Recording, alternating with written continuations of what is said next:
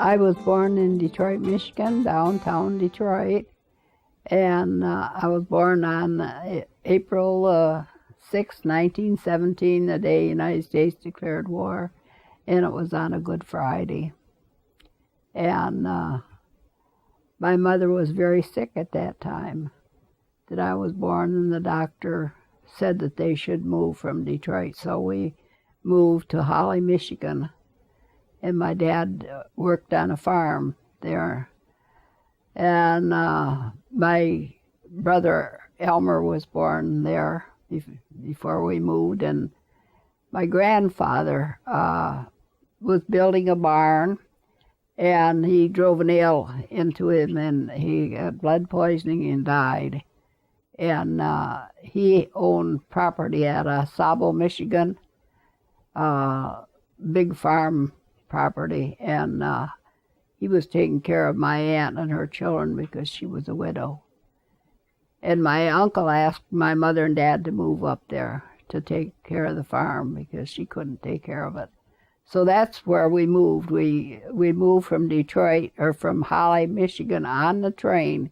We went on the train, and the neighbor came and brought us to my grandfather's farm with the horse and sleighs. It was the winter time, and they wrapped us in blankets. That's one of my first memories, is riding in that sleigh to my grandfather's farm.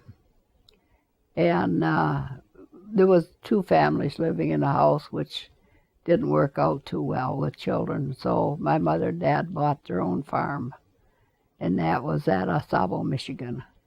And that's where I grew up. I grew up on a farm. And I had chores I had to do. I had the housework. I had to wash dishes, and of course we had cattle. And we had my father milked the cows, and I had to run the separator, turn the milk through. And I would have to help my mother churn the butter. They made butter, and she sold it. And part of my chores was to go in the woods and bring the cows home. We'd have to come home from school, and I'd cut across and get the cows and bring them home with me when I came home from school. And when I started the school, now we started in a country school, and it was in Sabo and what they call the Plains. And I can go back a little bit. When my mother and dad were first married, they lived in Sabo. And in 1911, 1910, I think it was, they had a big fire, and it burnt the whole town. And that's part of the reason why they went to Detroit. And so this school was out on what they call the plains. It was like sand all around it. And it was out on this plains. And that's what playground we had, was playing out around the school in the sand is what we had. And I went there until the 5th grade. And they sent us to Oscoda, to the high school in Oscoda. And that's where I mostly got most of my schooling, is in Oscoda. And I graduated in 1934 from the Oscoda High School. And while I was going to school, I studied a lot of sciences, and I loved English. English was one of my better subjects in sciences. I wasn't too much in commercial, like typing and bookkeeping and that. I didn't take too much on those subjects. The subject I took in school was because I wanted to become a nurse. And when I graduated, as I said, I grew up on a farm. We didn't have a lot of money.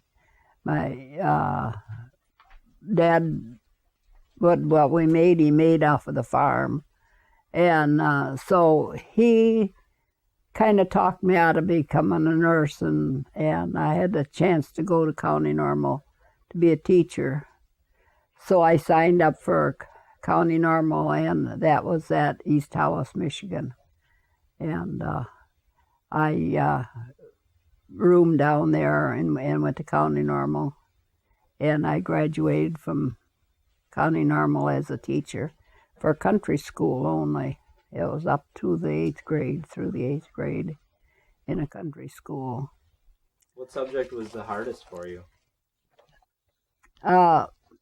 Don't ask me which was the hardest, which one I liked the best.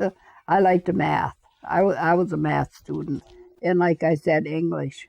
I loved math and I loved English. I wasn't too much on history. I wasn't a history buff. I studied it, but I mean, it wasn't one of my favorite subjects. Geography wasn't either. You know, geography is a good subject because you learn about your country, and which I did. I could name, at that time, I could name all the states and the capitals. And so I did get it, but I didn't enjoy it that much, is what I'm trying to say. I enjoyed math, I enjoyed English, and I enjoyed the sciences, all the sciences I enjoyed. And this is a picture of me when I graduated. This is me right here when I graduated. And my brother and I graduated together the same year from Oscoda High School. And this is a picture of my graduation from County Normal. And the whole class there. And I got my teacher's certificate then from that. And it was a little better than a year before I didn't get a school right away. And during the school year, one of the teachers resigned, so the county supervisor called me and asked me if I wanted the job. So I got a teaching job at Haines, Michigan.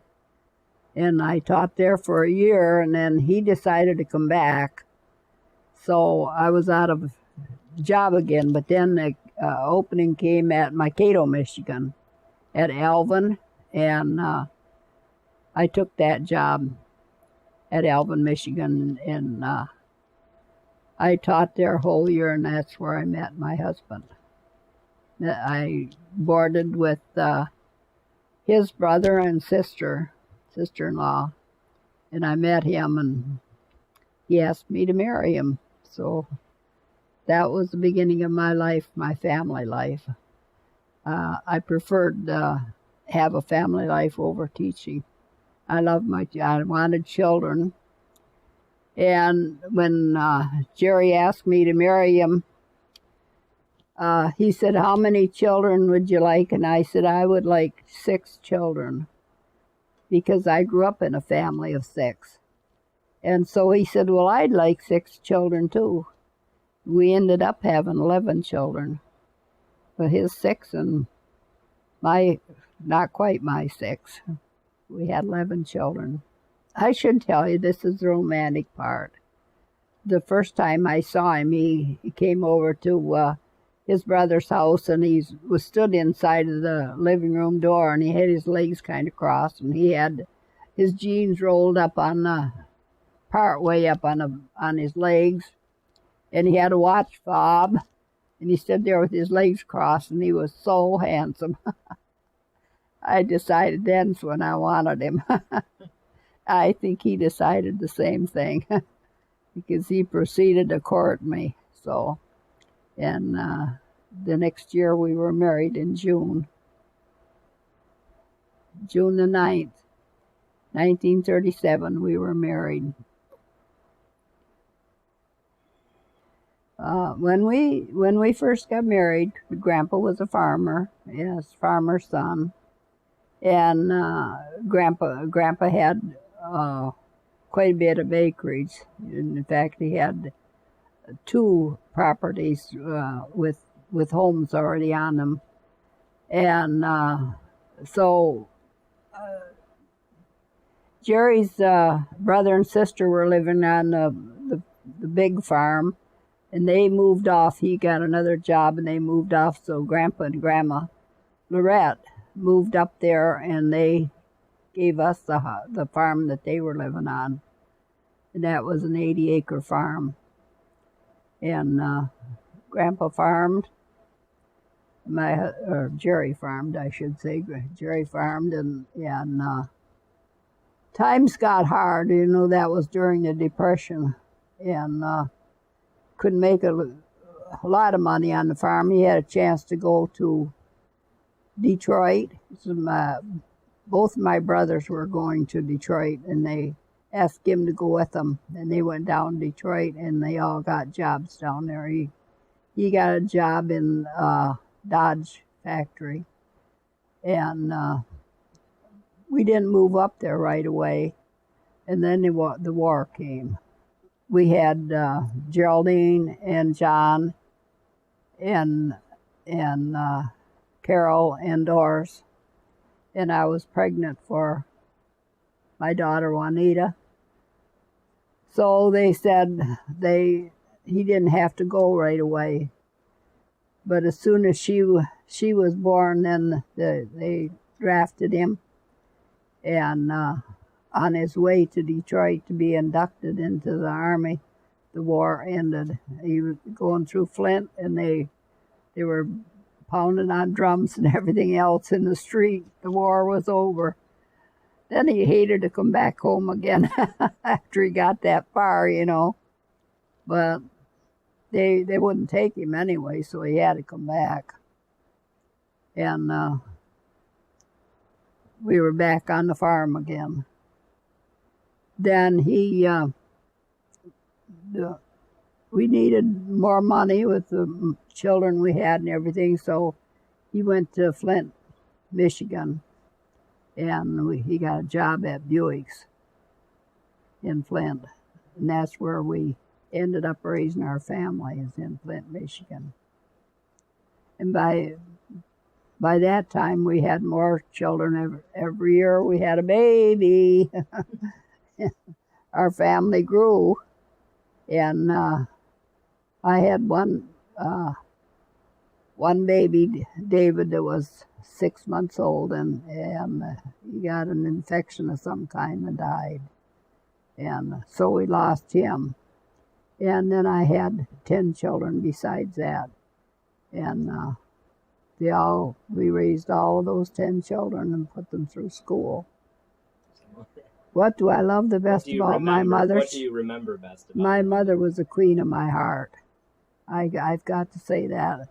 I still miss my mother today. She was the best mother in the whole world. And my dad, too. I loved my parents. My parents were wonderful parents.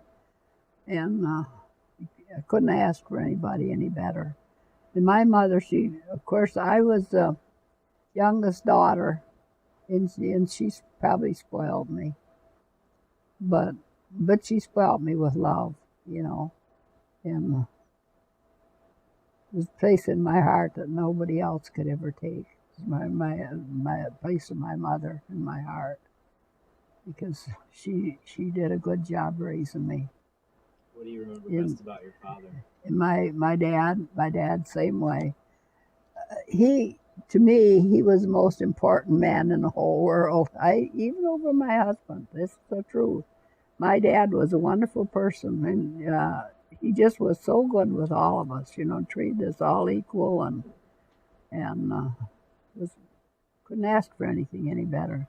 I can say that about my parents. I wouldn't have traded them with anybody else in the whole world.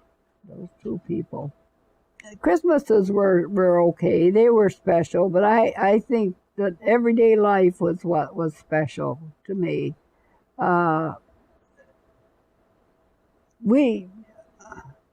At Christmas time, I gotta say this, my dad always went and cut his own tree.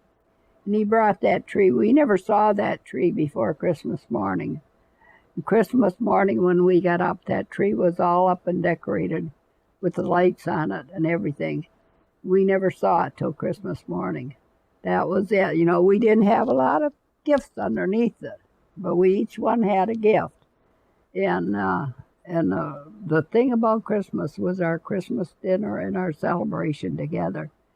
My mother always had we had three families, my mother's sister and her cousin.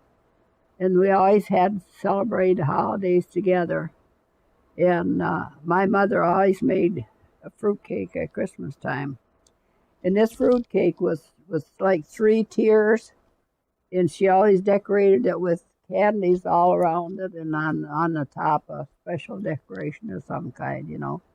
That set in the middle of the table, that was our Christmas. We always had nuts and candy. My dad always made sure we got nuts and candy. And but that dinner, and the families all together, and then we'd eat a big dinner, and we'd go out and we'd run around, get empty so we could come in and eat more. And we just enjoyed that time of the year, you know, together, the family together.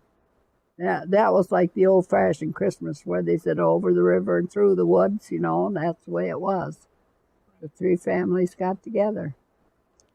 I think the childhood back then was richer than it is today. Today, there's too much other things that are important in a child's life than family. Because I've watched celebrations with my grandchildren, and they have so much they don't appreciate any of it. They look at it and then throw it to one side, and what else have I got? They're selfish, in other words. They brought up selfish. And I believe that of the children today, the most of them are. They don't appreciate. I think when what we got, we appreciated because we didn't get a lot, you know. They'd sit up all night cracking nuts and eating candy. That was Christmas to them. That's what was important. And then the Christmas dinner was important. You know, they loved that part of it. And I think that was more important than all of the money you could spend on gifts for them. Right. I think gifts it makes them selfish. They don't get as much love as they do junk, you know. It's not important. I think love is more important. Right. I had three brothers. I had my oldest brother, Elva. You probably haven't heard me talk a lot about him. Bud. My brother Bud. We were buddies. Him and I were buddies. We done everything together. Growing up, we did. This is him right here. And we were in the same grade at school, and we done everything. If he hunted, I hunted with him. You know, if whatever we. Well, actually, Bud and Elmer and I done everything with them. I didn't do anything with my sisters. My sisters were older, and I was this little bratty kid. You know, I was a tomboy. In other words. I was with the boys. If they had to jump out of a haymow, I had to jump with them. And we did crazy things, you know, scary things sometimes when you think about it. But that was my enjoyment, was with my brothers. And like I said, Bud was my companion always. Yeah, Elmer was too, but not as much. Bud and I was together most. I tagged along with him, you know. Probably sometimes he didn't want me tagging, I don't know, but I did anyway. Enjoy your school years. That's, you know, you can't go back and go through them again. You enjoy them while you did, and I did. I loved my school. I love studying. I like doing my work at school, and I got involved in everything. Well, when I was in the 9th grade, they started debating, and I joined the debating team. And I debated for 4 years on the debating team, and we went to the semifinals. Me and my 2 friends that we debated together. Well, there was 4 of us on the team, but there was 3 of us that was really, you know, done most of the debating. And we got to go to the semifinals in the UP.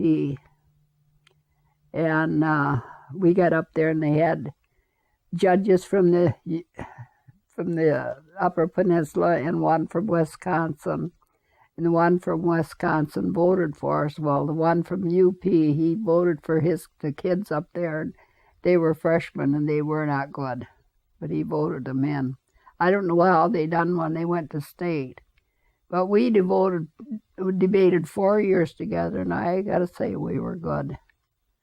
And we should have went to the finals, because the ones up there, they weren't, in my estimation. But anyway, the judge up there told me, he said I was one of the best of the debaters. I should have been a lawyer or something, I guess. I can't say I had one best friend. I had there were twin girls, Mabel and Clara Gallagher. They were my good friends, and Thelma Gregg was another good friend. And she graduated, went to County Normal, and she got married and died with pregnancy.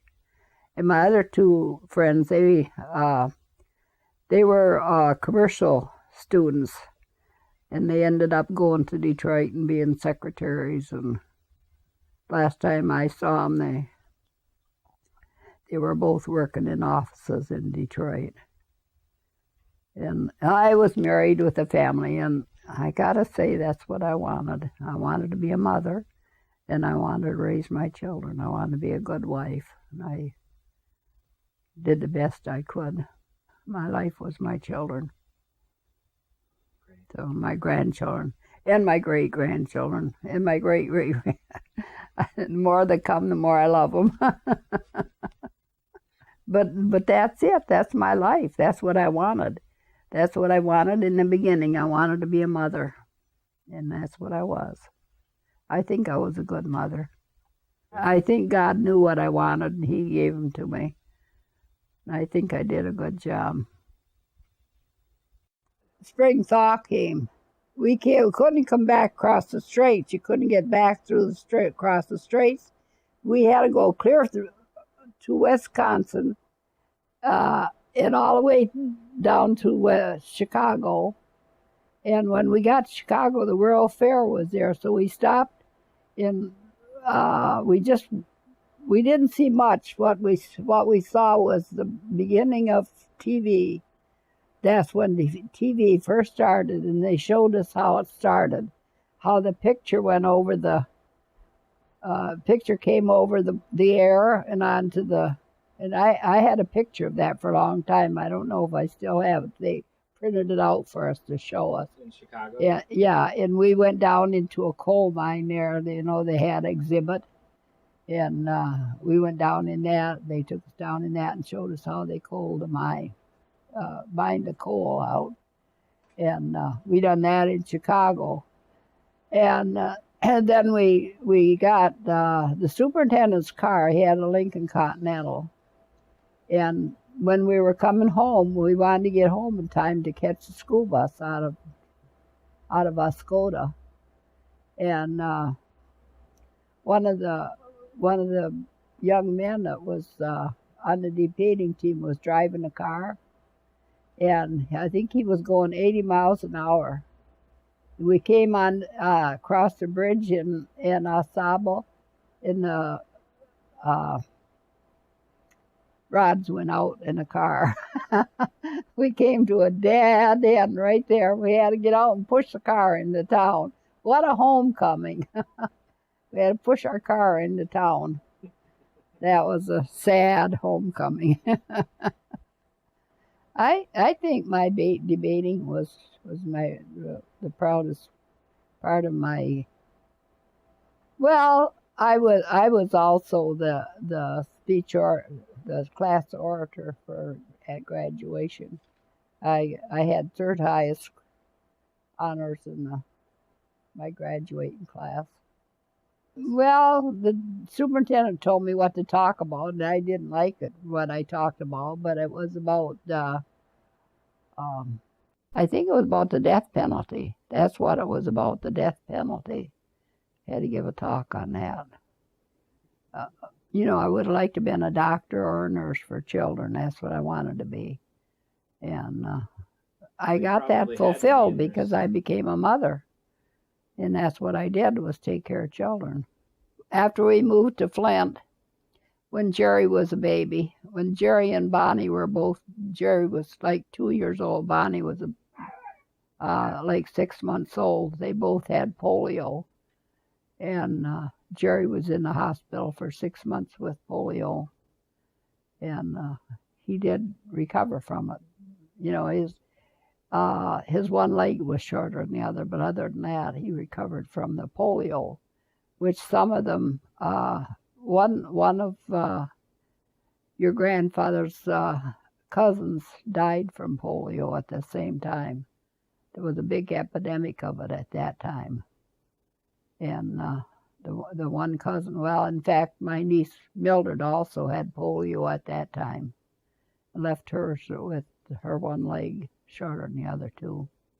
So it was a bad time. It was like an epidemic of polio at that time in Flint. I got on the bus and rode the bus to the hospital every day to go down and be with him. And when they first went in there, they put him in intensive care. I couldn't even get in to see my babies because they were contagious, you know, and they wouldn't let you in there. So until that contagious wore off, I couldn't even get into them. I could look through a window and see them. That was it. It was wonderful to have them home again, you know. And although it left Jerry. Now Bonnie didn't leave her with anything. But she nearly died. She had such a high fever, they didn't know if she was going to live or not from it. But she did. She got over it, and she didn't have no paralysis at all from hers.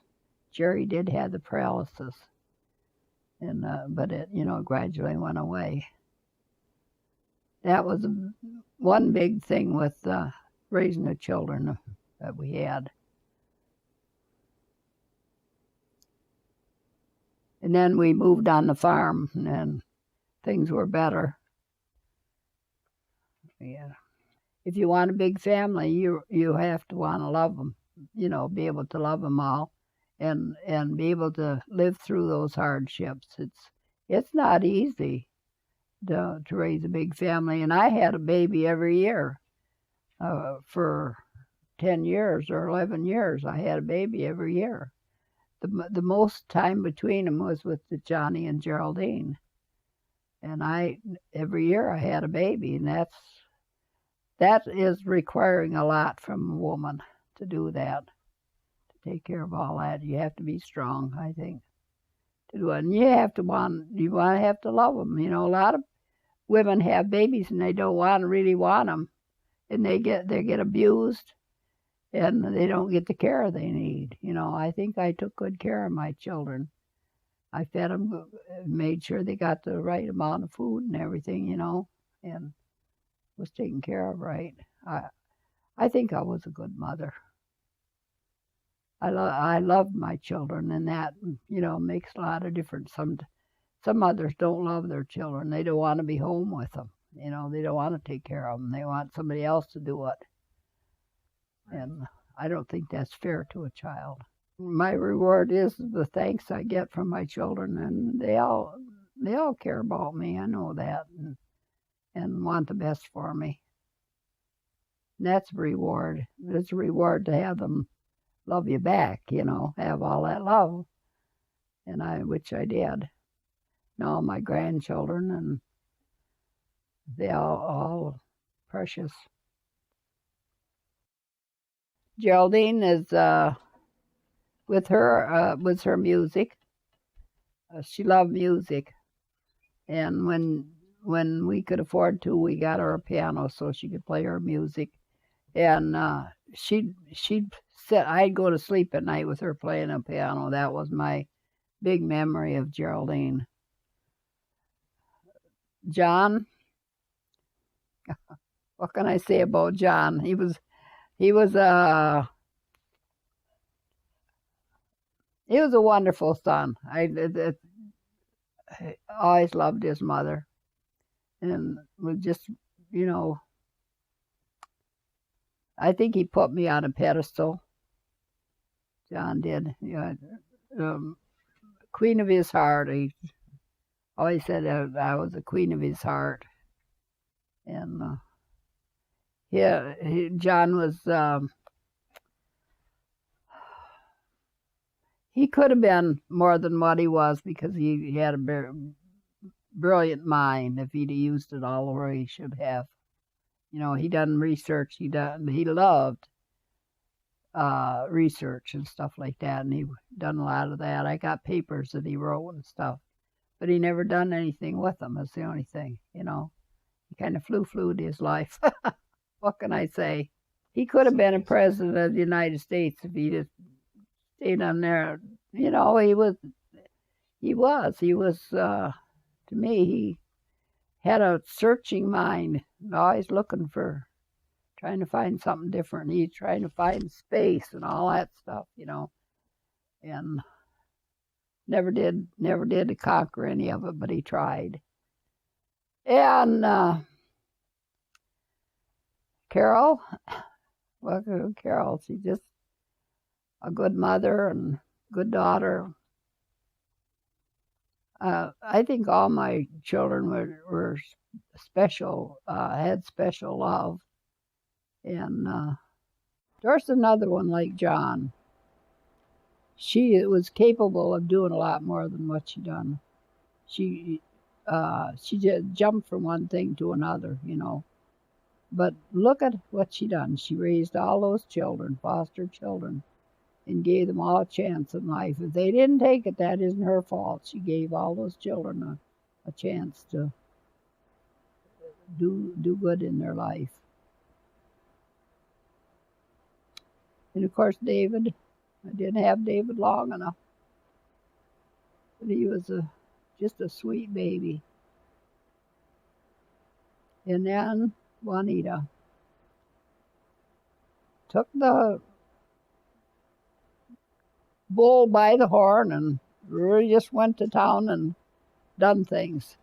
Was a fighter, worker, made her life full and helped all her children, and good mother, good businesswoman. And Elmer's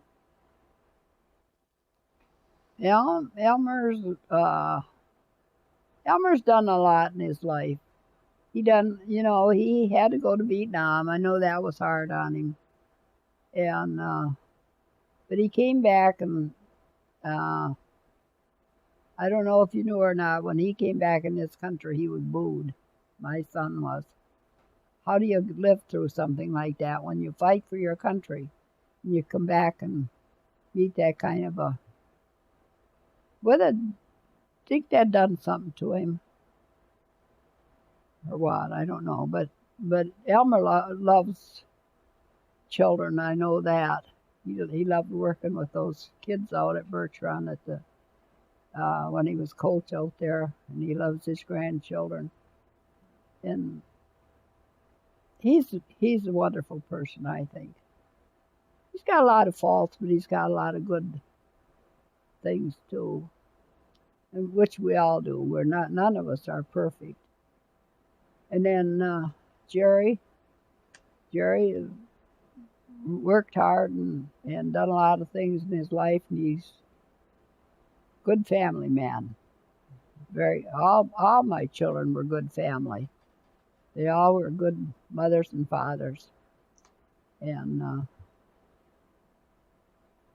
accomplished what they set out to do, I think, pretty well. And Bonnie's still a teacher and works with kids. She still wants to work with kids. That's what she likes to do. And she's good at that. And Sally, what can I say about Sally? She done a lot of wrong things in her life and got hurt a lot. But she's coming out of it. She's gonna be okay. And she got a nice family too. Got a good family. Danny is the same way. Had his trials and strifes in life too, but he's okay, gonna be okay. So I think I did a pretty good job with all of them. They're none of them perfect, but what do you expect? You know, we can't all be perfect. I'm not perfect, and my husband wasn't perfect. I think we raised a pretty good family for what we had, what we did. I think that from my heritage and from your grandfather's heritage, uh, that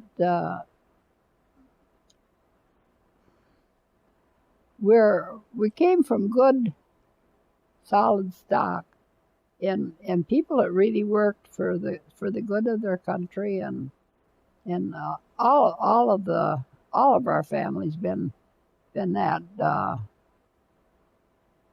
I know my family, all my family, they were good hard workers and were good family people. And all through the generations, what I've seen of our families, we've had good family stock, you might say. You know, they came down with intelligence and hard work and believing in the faith of their country and everything. Good citizens. Yeah, I think so. I think we got a good heritage all the way through. See, when I went to County Normal, what what I was taught was to teach country schools. That's that's what my diploma was good for. Was from uh, through the 8th grade. In a country school, you have from 1st grade through the 8th grade that you teach that whole range. You don't just teach one class like they do now. You're either the 1st grade or 2nd grade but I taught all 8 grades in a country school. And the second one, the one Juanita's talking about, it was next to what they call the Indian settlement. And I taught two of the children from the Indian settlement in my school. That was what there was at that time in the country school. Then they left there and went, of course, to the high school in Oscoda. But we had Indian neighbors, and like I said, we lived right next to the settlement. The settlement joined right on to our grandpa's farm and that. And uh, when Geraldine was born, one of the Indian ladies there at the settlement that I taught her children at school, she made the basket for me that Geraldine slept in, and she made me a what they call a hamper for the baby clothes, to put the baby clothes in. And when Geraldine was born, they all came down. They wanted to see her, and they all wanted to look at her feet. I don't know why. They all wanted to see her feet. The Indian women did. They were just good people, you know. We were friends with them, and I went to school. I went to school with some of them in Oscoda. And in fact, one of them, one of the women that her husband, I went to school with her husband. She made Indian baskets that are in the Smithsonian Institute. They were very good at what they done, you know. And I have baskets right now that Robert Wabikak. Well, he's on the Indian. He's in the council on the Indian Nation now over at Mount Pleasant. And I had the baskets that he made and his wife made. So you know, we were friends. We got to be friends, and I grew up with them. They went. Quite a few of them went to school with me, and I graduated with some of them from school. That's another thing about this school. I was my own janitor. I had to get up in the morning and get there and have the fire going and have it warm before those kids got to school in the morning, you know. I had to do my own janitor work. There was a big snow that winter. In the snow, well, I had to walk a mile to school, and the snow was up over my knees. I had to go to school because I knew those kids would be there, you know, and I had to go, and I had to walk in that snow up to my knees and get there and get the fire going. Sure enough, they could walk right on top of that snow, you know, and they were there. I had to have that fire going.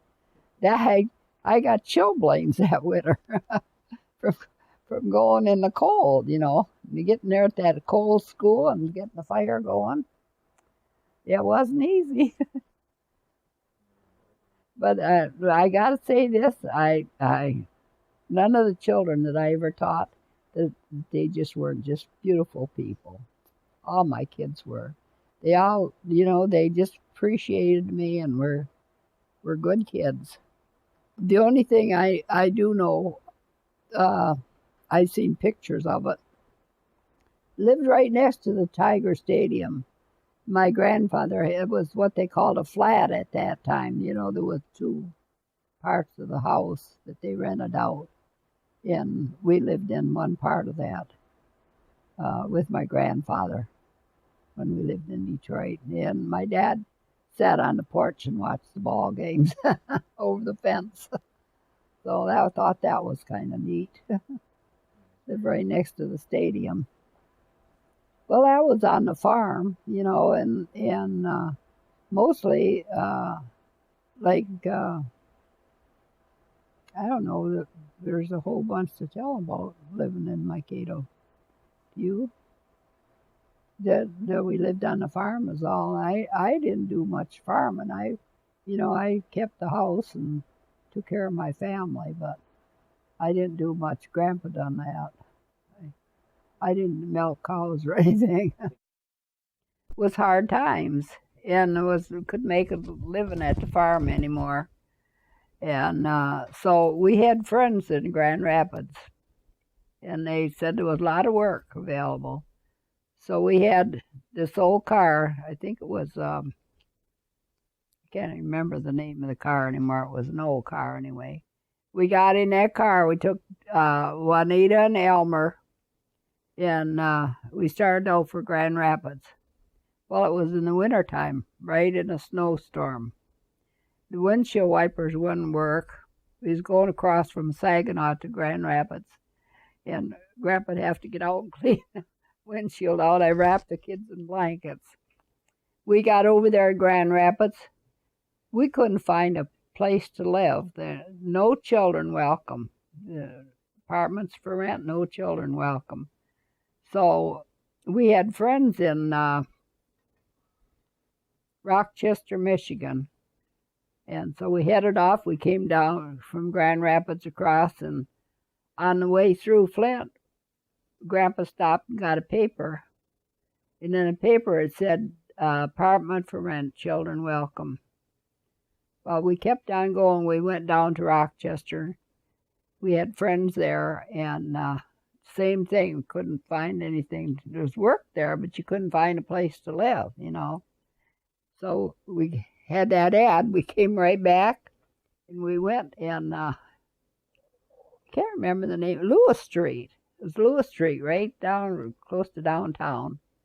And apartment for rent, children welcome. Went over there, and they wanted, I think it was $12 a week for rent for the apartment. You know, it was just like a bedroom and sort of a living room and kitchen. Anyway, so we had money enough to pay the rent on the apartment, and we were dead broke. Grandpa had to look for money to buy a pack of cigarettes or tobacco. We got in the car, went right back up north, got money from Grandpa and Grandma Lorette, more money. And Walter Lee, Grandpa's cousin, came with them, and they went down to Buick's because they were hiring at Buick's. And they went in there, and the superintendent looked at Walter, and he says, I'll hire you And he looked at Dad, Grandpa, and he said, "Well, I don't think we can hire you. You're not big enough." Grandpa said, "I'm a farm boy," and he said, "I can do anything that anybody else can do in here." And he said, "Well, open your coat and stand over there." So Grandpa did. He said, "You're hired." So he got hired, and we had our apartment. That was the beginning of our journey in Flint. Well, then we had your mom and Uncle Elmer, and we kept at the apartment, and the other kids stayed up north until we found a bigger place to live. We found another apartment that was bigger, and we brought them all down, and they went to Dort School, started at Dort School.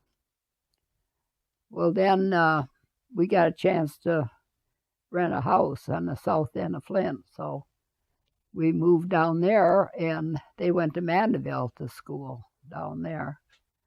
And in the meantime, our family is growing, and we brought all the family back down with us, and we rented a house on McConnell Street in Burton Township, and that's where that was our home in Flint, and I don't know how many years we stayed there. I went to kindergarten there. Jerry was the last one born there. No, Bonnie. Bonnie was born there after, up to Bonnie. And there was a 5 acres for sale out by Grand Blanc. And so we went and put the money down on it. We were going to buy it. And Grandpa got a tractor and dug the basement out. And at that time, the polio epidemic, and Jerry and Bonnie both got polio. So we couldn't do nothing with that land, and it rained, and the basement filled up, and we couldn't get a house built. So a friend, one of Grandpa's friends at the shop, had 40 acres with practically a brand new house on it. And he wanted to go back down south, so he told Grandpa, he said, "I'll just take over the payments on it and give it, I had to pay him down what he owed." And so we did, and so we moved out to Birch Run, Michigan, on the farm, 40 acres. And that's where we finished raising our families, on that 40 acres. And we had Sally and Danny was born after we moved out there. Then our family was complete, and we stayed there till Grandpa retired, and we moved up to bought a cabin up at Higgins Lake and moved up there.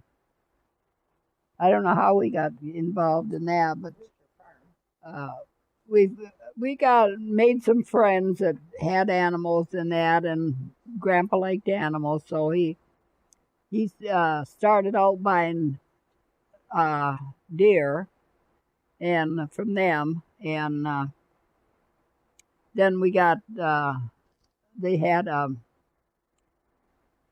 monkey. We got that monkey. We had that monkey in the basement. He didn't like women. He bit my finger, and he hit me on the. I couldn't do nothing with him. He was good with men, but he did not like women. But anyway, he got sick and died, I was glad he did. No more monkeys. But we had everything else. We had a bear, and we had coyotes, and we had foxes.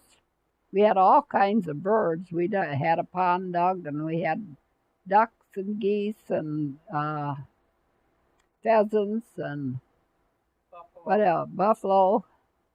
We had everything. All kinds of,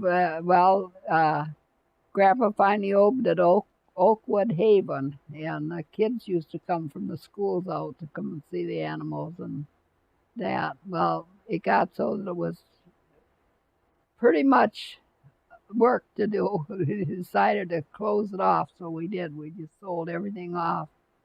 We were getting too old to do that anyway. We just let people come. And but they had pop and stuff to they could get it in Oakwood Haven. That's a nice looking Home sign. a Little Bend, yeah. We moved that sign up to Houghton Lake, and somebody stole it on us. Did Grandpa build Grandpa that had sign? it up on a tree, way up on a tree. They came in at night and took that sign and stole it.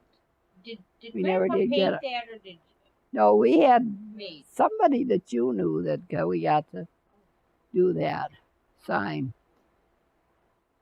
That was a nice commercial sign.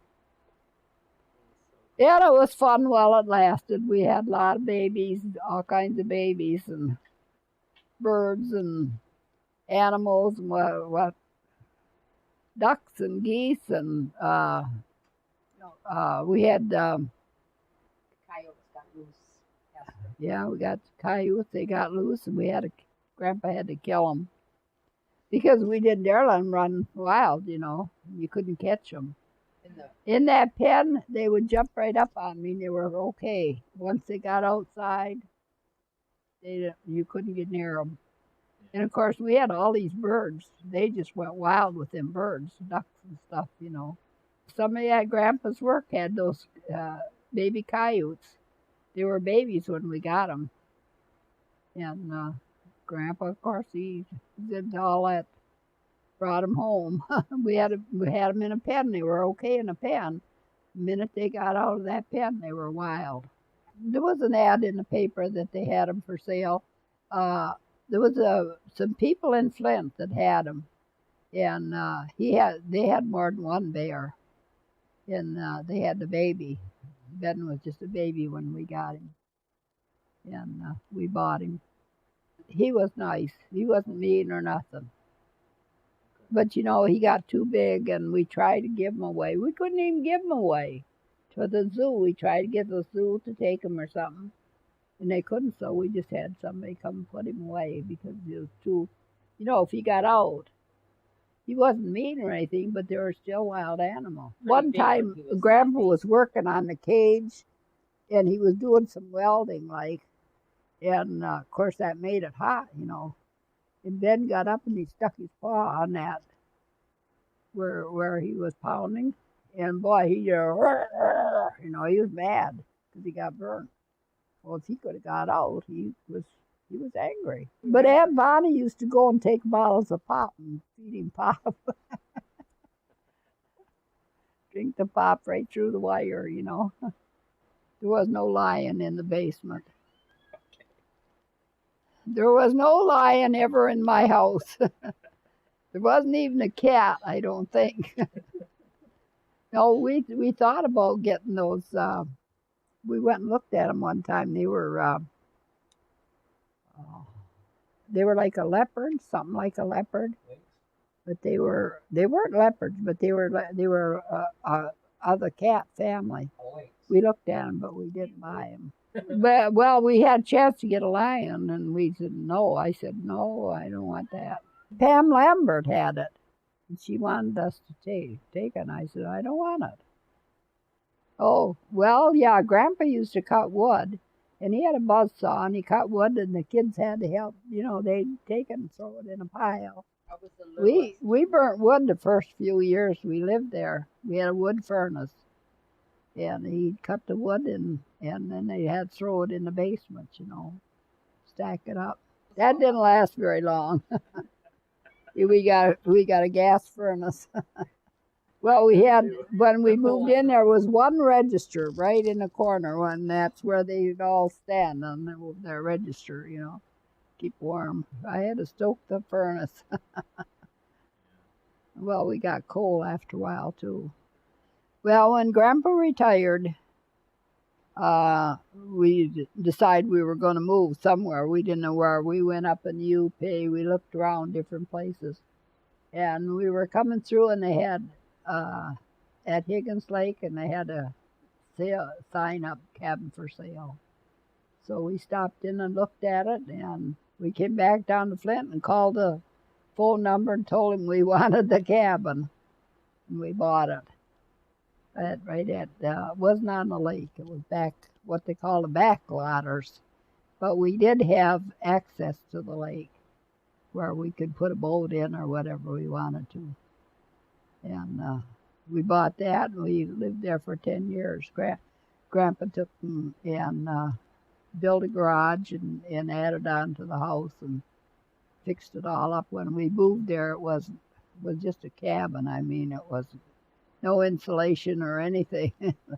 We had to put insulation in it, and fireplace. We had a fireplace, and we bought an insert for the fireplace to heat with, and we got it pretty well modern before we sold it. So, Grandpa, when we moved up to Higgins Lake, he told the kids every weekend on the farm we had a house full. They all came home for the weekend. And Grandpa said, I think you're working too much. He said, we're going to move up there. And he told the kids, now, when we move up to Higgins Lake, your mom is not going to wait on you. You're going to have to take care of yourself. And we got up there, and first thing he did, he said, what's the matter? The kids don't come. I'm lonely for you.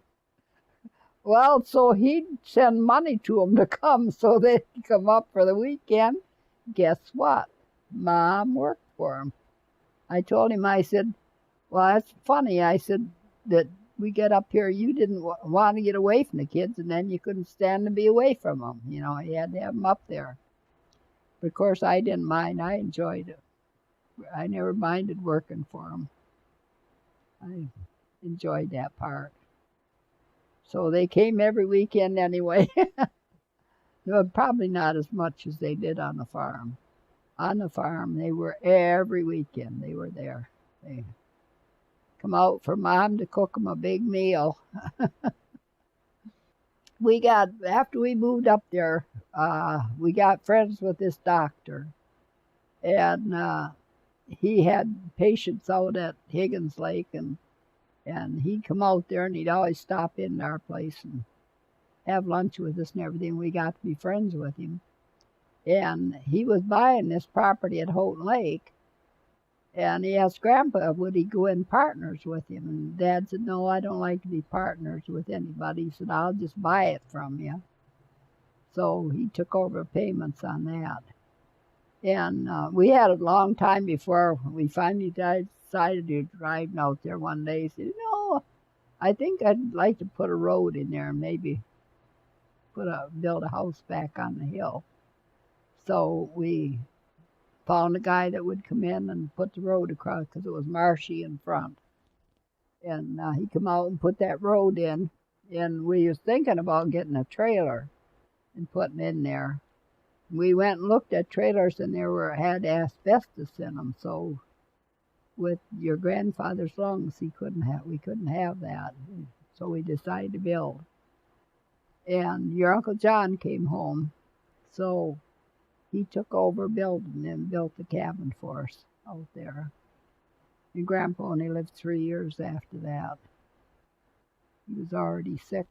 Well, actually, when he built the garage, he was on the ladder and he fell, and when he fell, that's what done it. It damaged his lungs.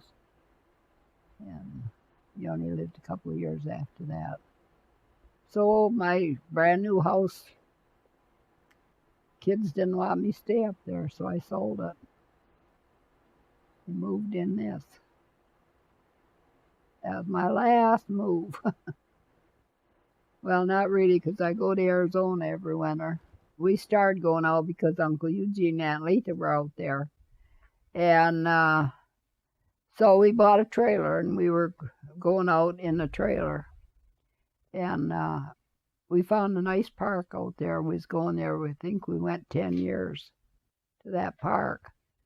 And the first thing that happened, I went to get my hair done, and Grandpa drove me up, and I got my hair done, and I was walking back. I told him, I said, I'll walk back. Well, when I went to cross the street, I had a green light, and I went across the street. This woman made a left turn and hit me, and she threw me 10 feet with that car. So I was in pretty bad shape.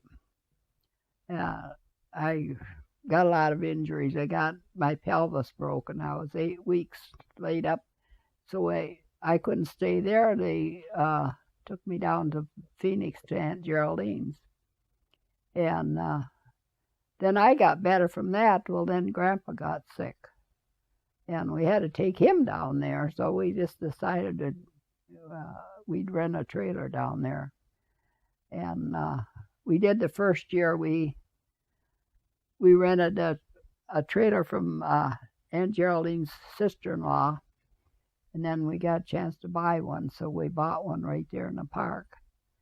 And we lived in that till he died.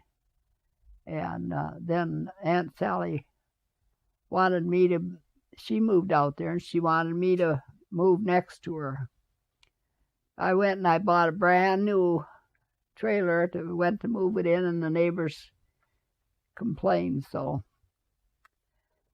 they wouldn't let us put the trailer in there. So she took and remodeled her garage and made me an apartment, and that's where I go now. I have that apartment to go to every year. I had a boy carried my lunch bucket home. That's a big deal. He carried my lunch bucket. What was his name? And did Grandpa approve? Yeah, and he ended up going to California, I think. Anyway, Oh, no. I didn't have any boyfriend before Grandpa. Can we start Grandpa over with was your- my love. Can we start over with that story? I'll get her going again because I like it when she gets spicy. So what's Okay. this I hear you kissed, some boy kissed you before Grandpa? I don't know who it was if he kissed me. Now, I you don't just know any admitted boy. to it. Huh? You just admitted that somebody kissed you before Daddy. Well, I probably did. I didn't have boyfriends. That's what you mean. I didn't have any boyfriends. There was a kiss. Somebody just told me the other day you were telling about the story that you kissed a guy. Oh, That you had a boyfriend. Wait a minute. His Lalone. For Pete's sakes. Art Lalone was old enough to be my dad, pretty near. He liked me. No, Yeah. no, there was a teenager. But he went to Alaska because I told him I wasn't interested in being married to him. But there was a teenager, somebody in your school that you liked. Nobody in the school I liked. I'm gonna get Doris. I think you told Doris the story. I think I probably did because when I went to high school, I didn't have no boyfriends. I had girlfriends is all I had. Was Daddy the first boy you kissed? No, I kissed other guys. I had dates. Oh. Can you tell about any of them specifically? That don't mean nothing. Your- There was your- nothing, nobody serious. No, Nothing worth mentioning. no, no. No, if there'd been anybody serious, I'd have grabbed onto them. I didn't. I wasn't interested. Oh, yeah. You want to hear all that stuff? No, so he put his hand on my knee and I got out and walked. He said, well, get back in. I'll take you home. So he did. That was the end of that. Your dad was a romantic. I'm not a romantic. He was. He romanced all the women. You want me to tell you about all the women he romanced? Huh? Daddy loved. Oh, he romanced them all. I'll tell you about the time at Houghton Lake when we went in and bought food for, I forget it was chickens or what it was. Anyway, he hands the sack to me and goes over and helps this other woman put her stuff in the car. That's the kind of a guy your grandfather was. He was a romancer. I wasn't a romancer. He was. Well, the end of the mother's love story. That's what you want to hear. That's what happened. He was the romancer, not me. He did touch my knee, and I told him, no, you don't do that. So he decided that he had to, on to touch my knee, he had to marry me.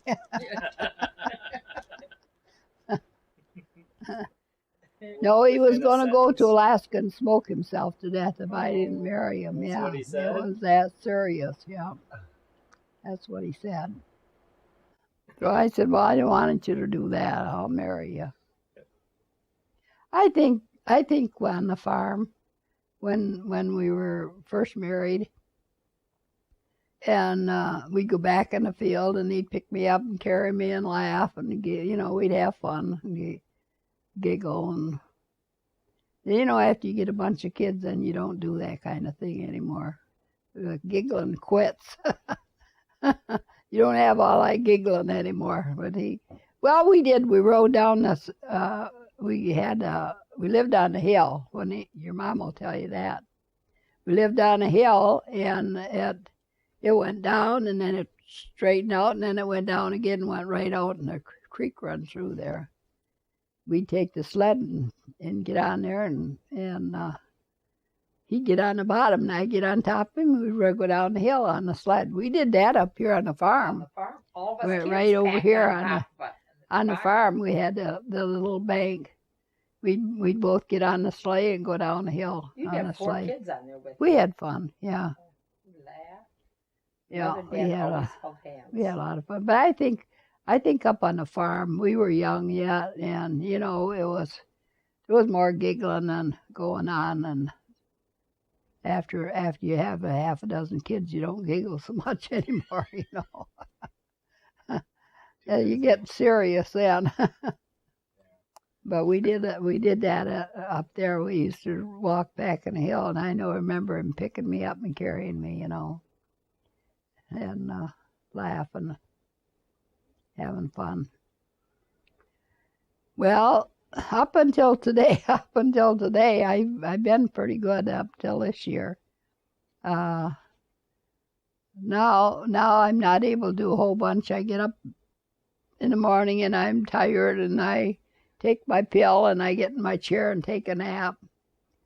And maybe by noon I'm ready to do something. I got energy enough to get up, and sometimes it'll be at noon before I really feel like getting out and doing anything. Now that's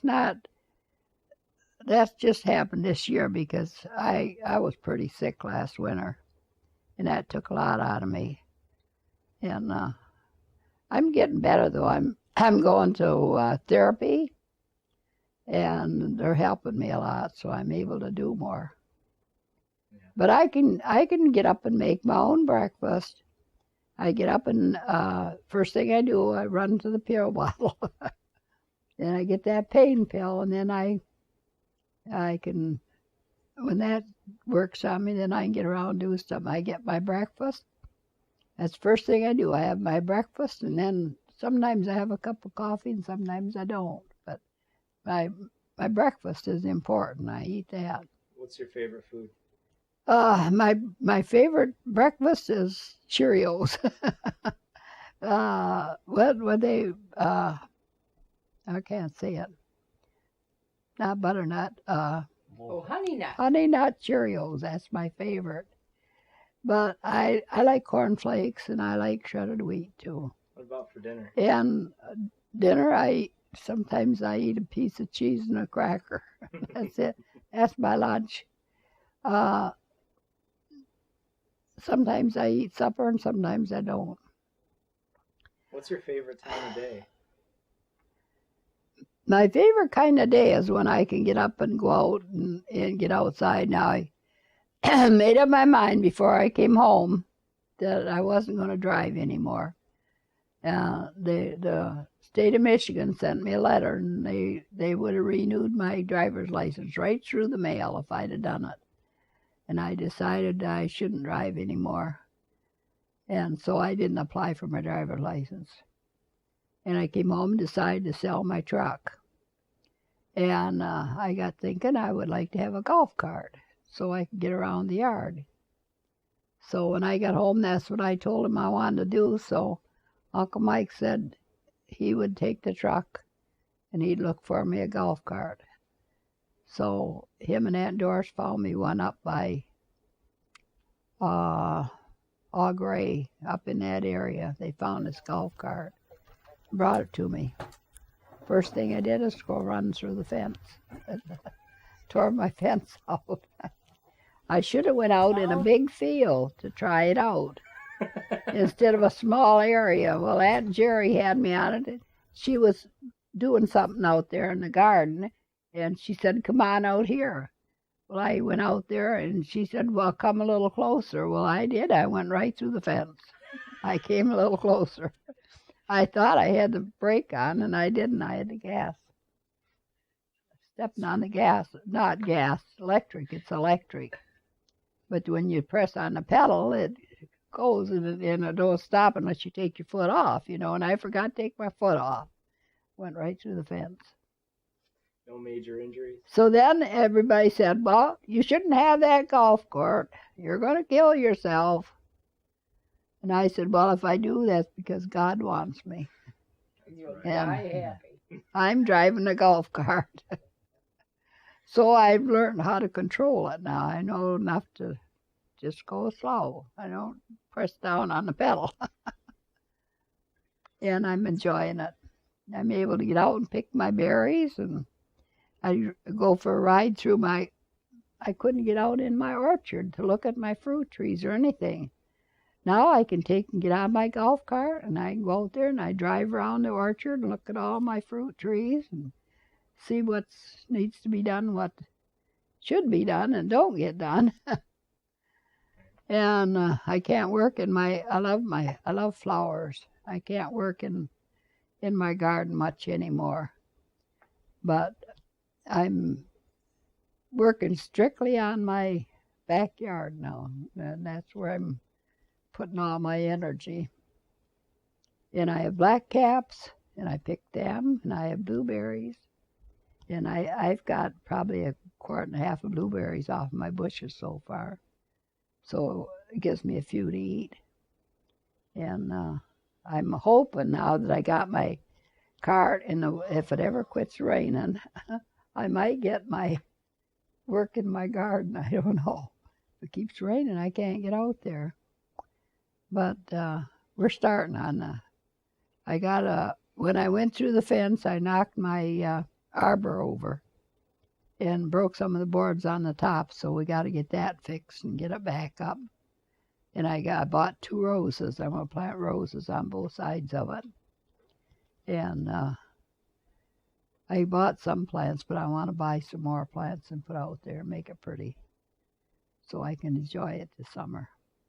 That's what I'm going to enjoy my yard. I want to work on my Alice garden now. That's the main thing. Get that looking good. To start out with, my niece bought me a statue of Alice in Wonderland. And then I was shopping and I found a rabbit. And then I found the Mad Hatter. Then the kids found out I liked all that, so they Tina, in fact, found a catalog with all the rest of the subjects in it. And so they sent and got them all for me. And I had that one corner of my garden that I call my Alice garden. I got Alice and the Mad Hatter and the rabbit. They sent and got them all. And that's what I'm working on now, trying to get that looking nice. And Jerry wants me to get a picture of it to send in a magazine. Show what a 92-year-old woman can do with help. With help. Yeah, I got a lot of help. Oh, I love flowers. That's my big love of my life is my flowers, I think. And I love the birds, the nature of the animals. I got rabbits running around here, and in fact, I think I had one that had babies underneath the trailer one year. They might have them under there this year. I don't know. Animals do get under there once in a while. We have to chase them out. But I love olive trees, and I love my orchard and seeing it grow and getting good fruit off it, Yeah, actually, if you want to know what my nature is, I'm a farm girl. I love the land. I love to see a beautiful field or flowers or corn or wheat or whatever it is. I love that. To me, that's beautiful. You can look at all the buildings and all that stuff. That to me, that isn't beauty. Nature is beauty. What God created is beauty. Now, I don't know on my mother's side of the family. They weren't actually farmers, but my dad's side of the family, they were all farmers. They came over from England and all through the generations. That don't mean they didn't do other things, but they loved the land, and then they done other things besides that. So that's principally my natures. I love the land. I raised my family off of the ground. We always had a big garden, and I canned and froze, and we raised our own animals, and we had our own meat, and that's how I raised my family. And today, people don't know how to do that. Most of them don't. They have to go to the store and buy everything. We grew it. And I worked in Camden. Your grandfather was born on a farm, and I wasn't born on a farm, but I grew up on a farm. And I think it's in your heritage a lot. That's why I said it's. I know my dad's family were all farmers. My mother's family wasn't. My grandfather worked on the docks. When the lumber, in the lumbering years, that's what he did. He worked on the farm and on the docks, and after the war or after the fire, he went to Detroit and he worked at Ford Motor Company. They worked in the factories a lot. That side of the family, they were more that they weren't farmers per se. I think the Irish side of the family would have been, because they came over from Europe during the potato famine in Ireland. That's how come they came to the United States, United States. They came to Canada, and they came over because of the potato famine over there. My tree is loaded this year now. I don't know how good they are. I got to go out and taste them. They make the best applesauce in the whole world. They're yellow transparent, the one tree. My one tree is what they call a king apple. That is an old family apple, and my dad raised them, and Grandpa Lorette raised them both, the king. You know what the kings were like. They were good apples, good eating apples or baking or anything. And then the one tree, when my brother had heart surgery, I went and stayed with him. And every night he'd bring me an apple. We'd eat an apple apiece. And he had the tree in his yard. My brother was that's what he done, is grow good fruit. And they were called Spy Gold. Those are the most delicious apples to eat. So I went and I bought a tree. I never had one good apple off it yet. I'm hoping this year I might get one. I snowed in up north where even the snowplows couldn't. They had to get out and shovel the snow because the snowplows couldn't move it. They had banks 6 foot deep, the long side of the road. A couple of years like that, they were bad. And the snow. I think that was the worst of snowstorms. The rain, we had thunder and lightning storms, but nothing serious. We had one tornado on the farm, remember? It killed one of it. It wasn't a real hard one, but it took some of our trees down, and it killed some of my animals that were in the pens, my foxes and that. It destroyed the pens and killed them. But we went in the basement, so we were safe. And the only thing I remember about it is that door going like this, the wind catching it, just going like that. Uncle Elmer went over and carried Grandma right over to the house in his arms. It was scary because we watched the one in Flint that was so bad. In fact, Grandpa was down there rescuing people in that big tornado in Flint. He would use that work, and they were out rescuing people, you know. He helped. There was one tornado went up north that it went through a church at Wilbur, Michigan, went right around the church and took all the trees and never hurt the church. And it picked up a rocket share at Hale, Michigan, and took it clear to Oscoda and set it right on. My mom said it set it right on the beach, like somebody had placed it there, like somebody had been sitting in it, just sitting right there. Came in that tornado and just sat right down there like that. And that one, that storm up there, there's some people lost a team of horses in that too. That they just, they got loose, and I don't know if they ever found them or not, or what happened. It was out in the country, But I never had nothing disaster happen to me in it. But I did see that one in Flint. We stood outside and watched it, and it came through the air. That was horrible. My milkman that brought us our milk, he lost his whole family in that tornado. They are all killed. Yep. A lot of people died in that. No, right now I don't do a whole bunch. But I generally get up and get my meals and take my shower and make my bed and straighten up as much as I can.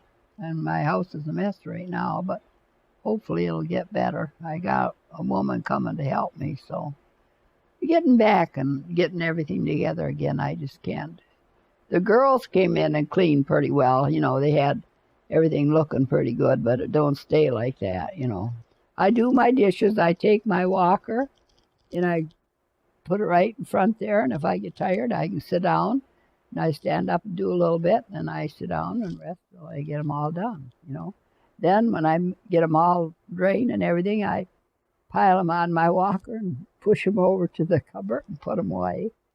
And I use that walker for a lot of things besides walking. I use it for a cart.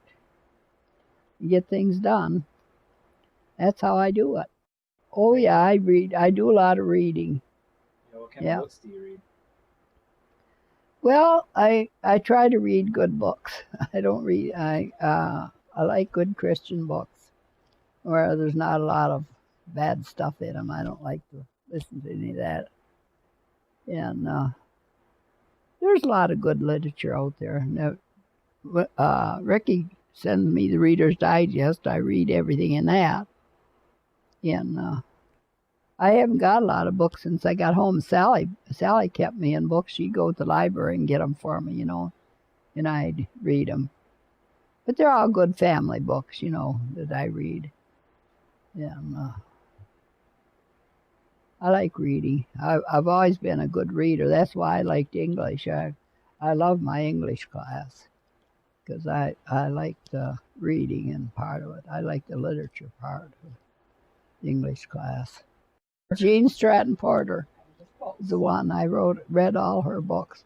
I read them when I was a kid, and I always loved them. And then when I got, after I retired and everything, and Aunt Doris had the antique shop, and I started collecting antiques. I collected all of her books, every one of her books I got. I love them. They're about human people and their relationships and love. It's love, it's a good love is one of the most important things in the world, is love. If you can love, you're a good person. That's what you got to be able to love. That's the most important thing. Mm-hmm. You don't, when you start not liking, then you get mean inside. You know what I mean? When you get so you don't like people and stuff like that, you get mean. You have mean ideas, and if you love, everything's wonderful, I haven't gone out of the country per se. I went to Canada. We went to Quebec, Canada. And last summer, the girls took me back to Massachusetts, and we visited the ancestral homes back there. And I've went 3 times back there because I like my history of my family. And Grandpa and I traveled in just about every state. We never went to the east states so much. But we went everything, mostly all west, you know. We didn't go to Oregon or Washington. I think that's the only 2 states that we I never got in Oregon or Washington either when I've been in Idaho and the rest of the states. But been all over the United States. I've been to Mexico, across the border. That's it. I wanted to go to Europe, but I never got there. I want one time to go back. Massachusetts, we saw quite a bit. And Doris took me a couple of times. We went, the one time we went when Danielle was working in New York, we went and we took the train into New York City, and we went to Grand Central Station. I got a picture of us at Grand Central Station. And Aunt Doris and I went over to see the Statue of Liberty. And then when we came back from there, we went all across we went to Washington, D.C., went all the states along the coast there and went through Washington. We stood in the lawn of the White House, but we couldn't get in. There weren't no visitors at that time, but we at least walked in there and saw the White House. And we saw all the statues in Washington. And then we went to North Carolina and Virginia and visited Ellie. Ellie was in North Carolina at that time. We went to see her. And then we came back through the Appalachians. Oh, it was beautiful. We took that drive through there. That was beautiful. And I've been to Tennessee and Florida. Really wasn't in Georgia, but went kind of on the border of Georgia. And Texas. Louisiana I haven't been.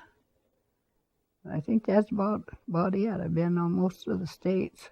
I want you to know, in New York, the town that was founded in New York was founded by our family.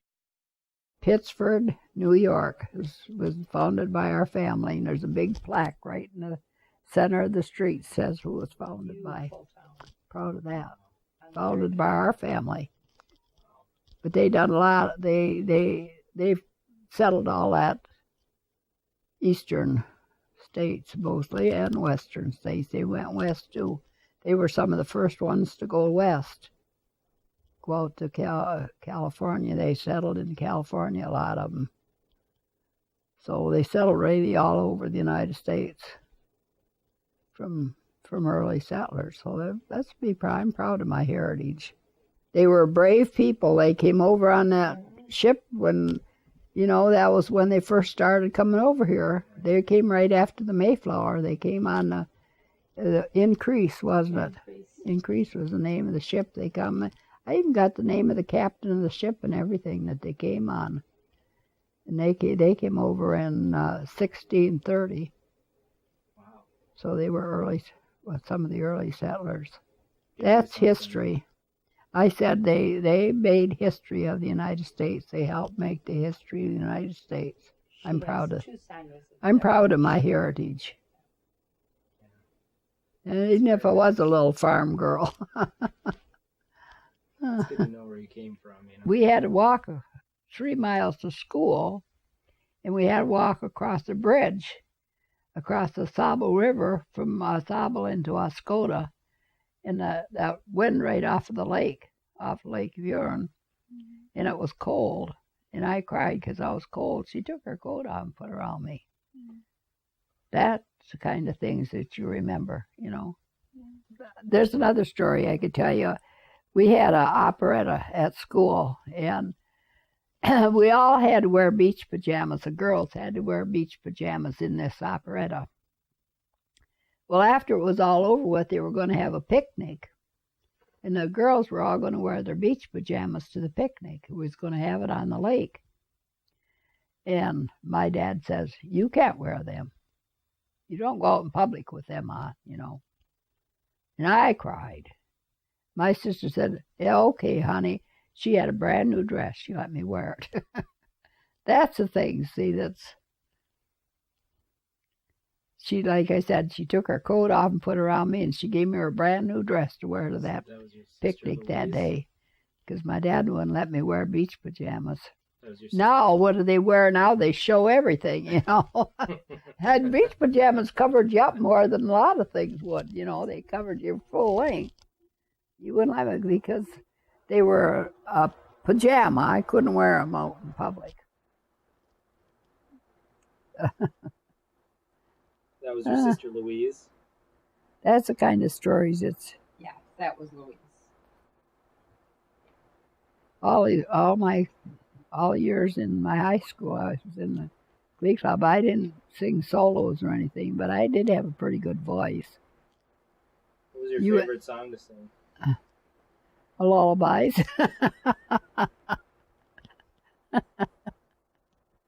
Lullabies. You want to sing a lullaby for us? Huh? You want to sing a lullaby for us? Oh, well, yeah, I can sing you. You want me to sing a lullaby? Yes, my favorite one. Dear good night? Yeah. Dear good night, yes, good night. Mr. Sandman is calling. Drift away to Bacon Bay, but return at break of day. Dear good night, then again, let me kiss you and then slumber on, I'll be with you at dawn. That's my favorite one. I sang it to all you. I sang it to all my grandkids. All right, now I sang it to all my kids. I got another one. Baby's boat's a silver moon, sailing in the sky, sailing o'er the sea asleep, while the stars float by. Sail, baby, sail, out upon that sea. Only don't forget to sail back again to me. I sang both of them to you kids. Smile a while and give your face a rest. Stand up straight and elevate your chest. Cast your eyes up to the skies and smile, smile, smile. Yeah, Elmer will do that to me once in a while. When I'm feeling down, he sings that song at me. Just visiting, talking old times, and what else? Playing cards. She cheats. Bonita, I do not cheat. People in Abilene, No, Texas, the kids say that all the time. Grandma cheats. Grandma cheats. I taught every one of you how to play cards. Even my grandkids. Well, a lot of the modern conveniences I don't care anything about. I don't care about computers and stuff like that. That don't even interest me. I like things, natural things, you know, not something that somebody thought up in their brain and developed or something. I think computers are good things in a lot of ways, but a lot of ways they're bad. I think they do a lot of harm to our young people. There's stuff on them things that they shouldn't even see and know about, you know. Mm-hmm. And for that reason, I don't think that, you know, if they were used for exactly what they should be used for, the television, the same thing. using television for sinful things, and it's terrible. It's ruining our nation. It's ruining our young people. They're all And I don't tools care that what, we I'm use. telling you how I feel. And this is how I feel. I think there's stuff on there we have no business looking at. You know, it's the devil putting all that stuff in your head. And that's the way I feel. I like nature. Telephone's a good thing. You know, telephone, I think in the radio to begin with would have been good if they used it for what they're supposed to use it for, but they don't use it. And the computer the same way. They don't use it for that. Our kids are brainwashed on that thing. I'm sorry, that's how I feel. They're brainwashed. They sit on that thing hour after hour on them. I don't think it's good for them. I think they should be out doing other things. The parents have to be aware that they aren't. Most of them are working, and they don't see what their kids are doing. So They're it's shut in the room with a computer, and they can put anything they want on it. Right? You know, when I was a kid, when we came home at night, there was a family dinner, and you sat at the family and you discussed things of the family. You know, they don't do that anymore too much either. You know, there's not family dinners anymore. The kids will come in and grab something to eat, and they don't sit at a table and sit down anymore. We sat down 3 times. You know, we got our breakfast. We sat down at the breakfast table together. Lunches we didn't because we generally were at school. But then at dinner time we were at the table, and that's family time. That's time for discuss everything and know what's with your family. If you got a problem, that's when it's talked about. You know, I try to be peaceable. I try to keep. You know, I don't like arguing a whole bunch. I'm not I don't like arguing. I like to settle things peaceably, you know, and I think the mother and father should be the head of the house. I do. I still think that today. I'm glad I had a mother and dad that was the head of our house, and what they taught us what was right and what was wrong, you know. Too many kids are left on their own today. They don't have that structure. Families are too busy. I'm not too much on politics, so politically, don't ask me, because I don't know. I kind of close my eyes anymore to politics. I have, because I'm not happy a lot of times with what happened, but best we can do is to vote and try to get somebody to run our country that's good, you know. I think we've had a lot of good presidents. I think we've had a lot of not too good presidents. But as a general run, I think that they've done pretty good. When I taught school, of course, I taught younger children, but I never had any trouble keeping their attention. And I think it's a lot in the discipline. I think there's different kind of discipline now than, and I think it's a lot in the family. I think it's a lot in the home life of the children. They're taught to be sassy, and they're not taught to respect their teachers, their elders. And I think that's a lot of it. And I think it all goes right into the home is what it amounts to. I can remember when there was a teacher in Wilbur, Michigan, that she had taught school for years, and she was ready to retire. And she was teaching like 17-year-old, and the boys, they would not. That woman had to step down. She couldn't teach anymore.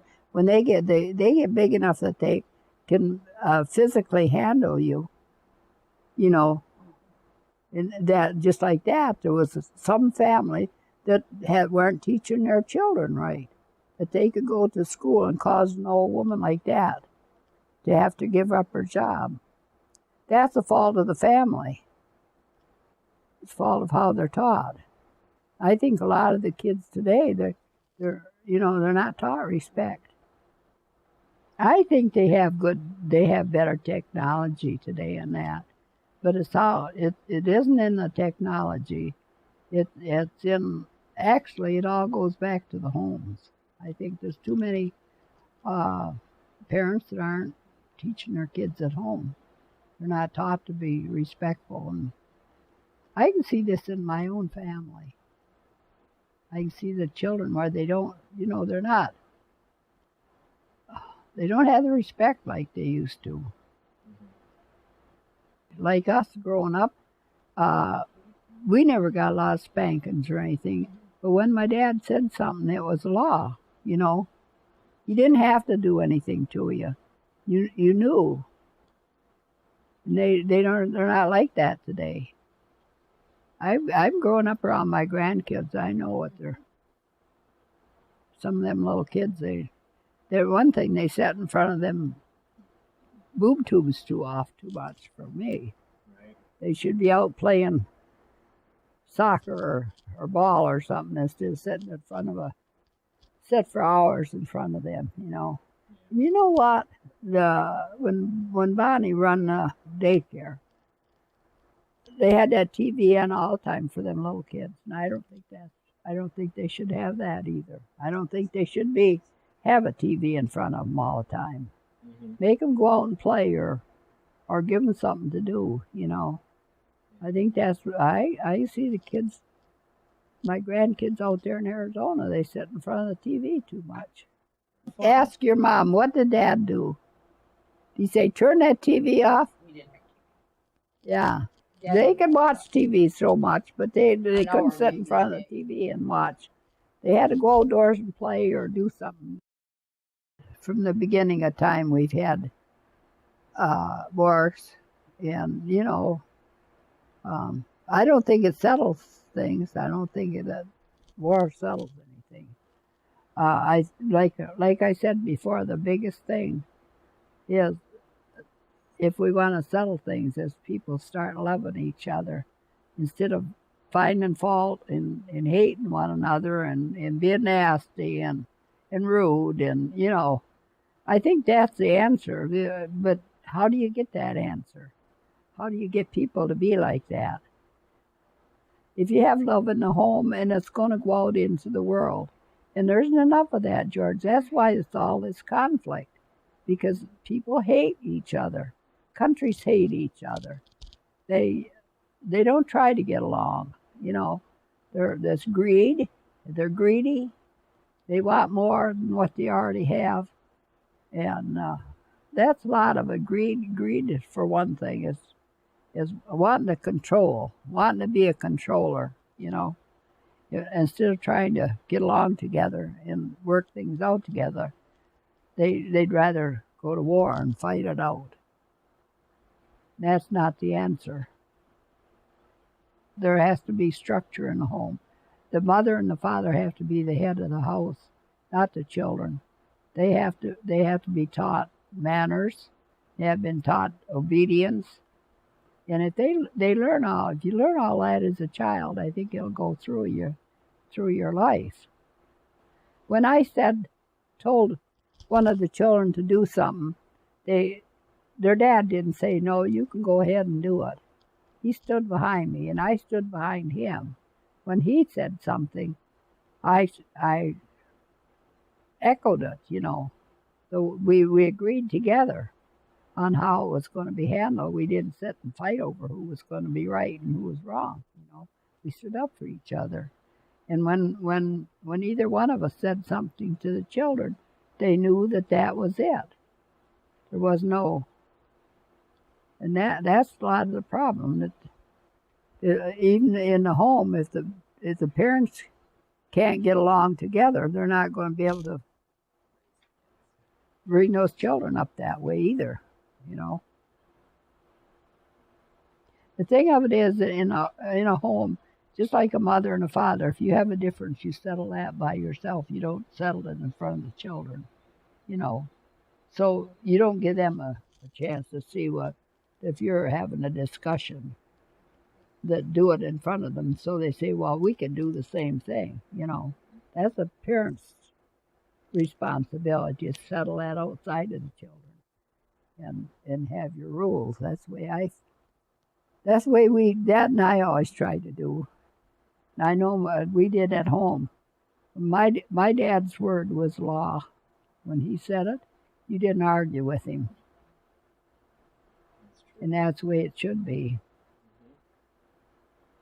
See, I wasn't born yet. My sister was a baby at the time. Aunt Louise was a baby. And my mother and dad were staying with my grandfather. My dad was working up there. And when the fire came, they had my grandfather had wagon, he had animals. And they had to take their animals and turn them loose and get them out as they could, you know. Well, they took the horse and wagon and loaded what they could if they could get anything. Most of them didn't get anything. They didn't have time to save anything. But they took their families and they took that and there's a big, like a sand barren, you might say, where next to the lake where it's all sandy. And that's where they took their families and went out there till the fire was over. And like the men that was able, they stayed and fought us. They saved one house in Osable. One house that didn't burn. They was on the edge like, and they saved that one house. That's the only one that was saved in that town. It even jumped the river and went across the river into part of Oscoda. That's how bad it was. Do they know how it started? But they took people and just took them down to they brought a boat in. They took people and took them out in boats. After everything was calmed down, my mother and dad got on the boat, and my grandfather lived by Port Huron at Lexington, and they took them in the boat down there to my grandfather's in Lexington because there was nothing left. Whatever a little bit that they could save as they went, you know. It's a long trip to Lexington. He's the head of our universe, of everything. He's the one that made heaven and earth, and I was brought up to believe that God is our Father, our Heavenly Father.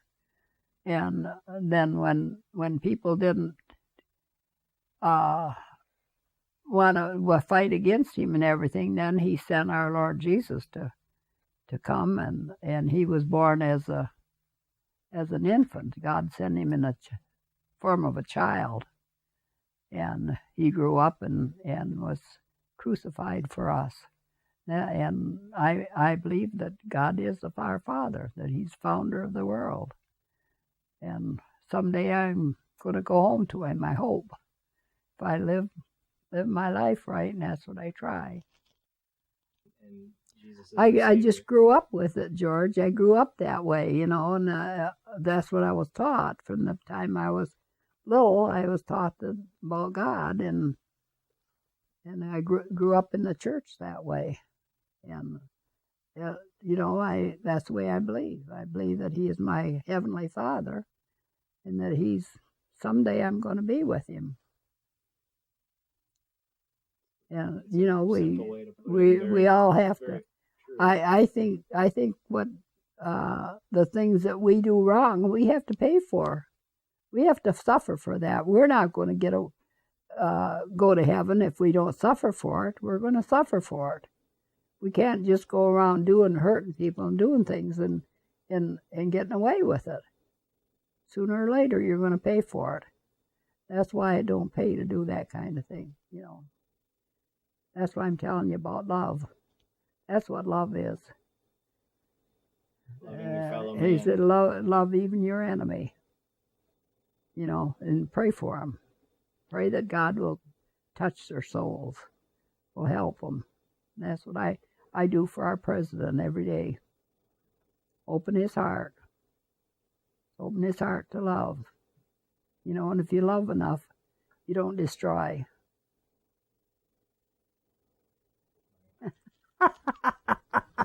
Yes, yes. I don't have a memory big enough for that, George. I have to have it written down. I have a thing in my address book with the days of the month, and I put their birthdays right in them little blocks, you know. And then when time for the birthday, I look to see which one's going to be this month, and I write my list down. So you send them out at the first of the month? Or Not always. Sometimes now, like me now, I can't get to town when I want to go, so I have to depend. Sometimes they're late, but I always get them. They always get their birthday card. They would be disappointed if they didn't.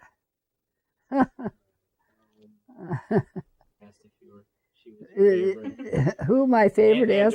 I don't have favorites. I don't have favorites. I love all my family. They all come first. They're all first. feel like Dad or Mom better. They're all first. I can't say that. I can probably have, like I told you, my brother Bud was my buddy.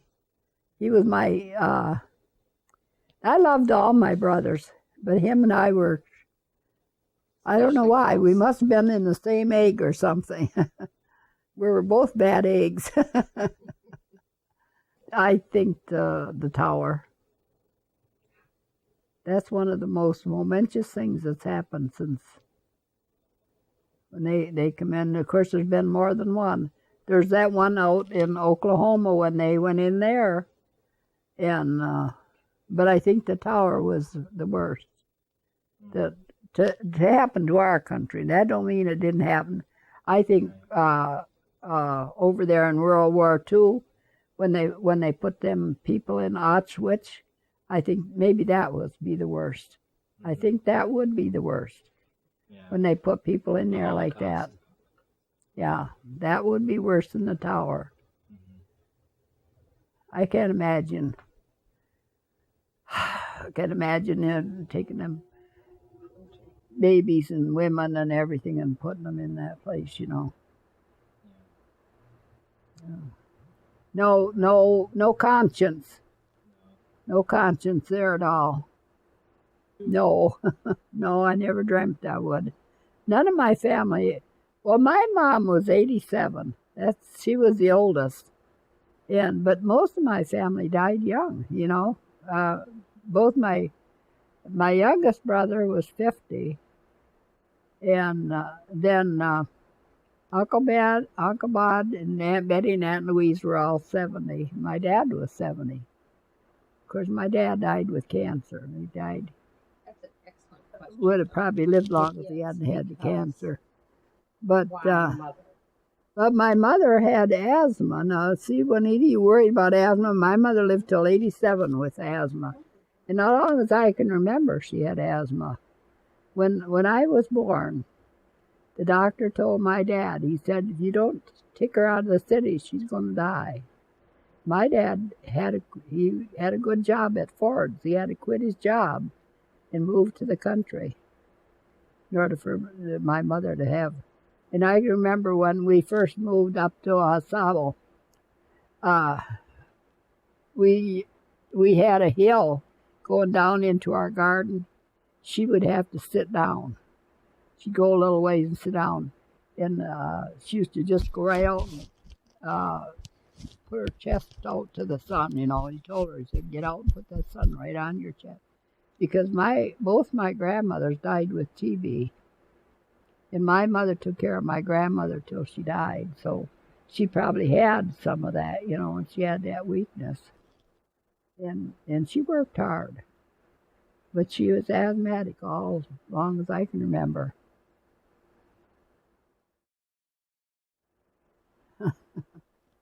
No, that's a hard question. There's a lot of them I want to say. A couple come to mind. And then yeah. Yeah, I know it quickly. Go boo, boo, boo. My dad, my husband, and my baby. My two babies, my three babies. Kenny, too. Kenny was the hardest one for me to lose. Harder even than John, because of the way he died.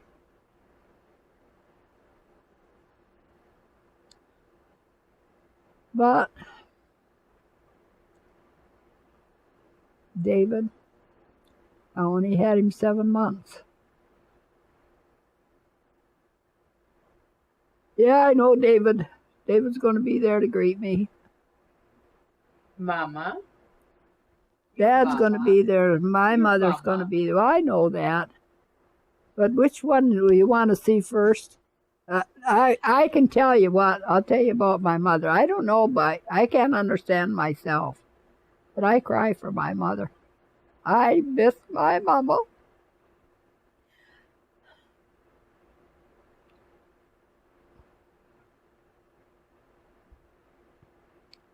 I don't understand it myself, but I do.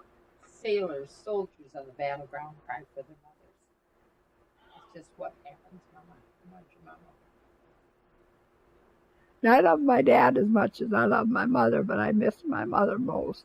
But I guess because I was my mother's baby.